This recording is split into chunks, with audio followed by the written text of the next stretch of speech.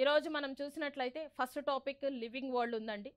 ఈ living world అనేటటువంటి టాపిక్లో మనము what is living, biodiversity, need for classification, వర్గీకరణ యొక్క ప్రాముఖ్యత, taxonomy, systematics and concepts of the species and hierarchy, binomial nomenclature మొదలైనటువంటి టాపిక్స్ని మనము ఫస్ట్ యూనిట్లో తెలుసుకుంటున్నాం.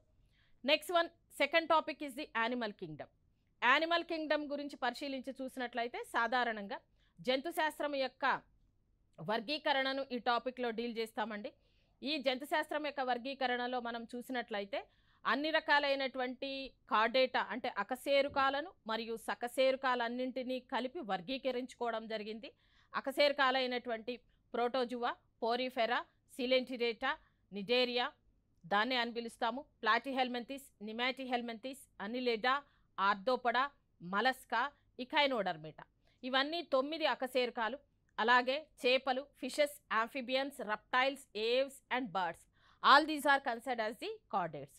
We will discuss all the chordata and non-chordata phylum third level.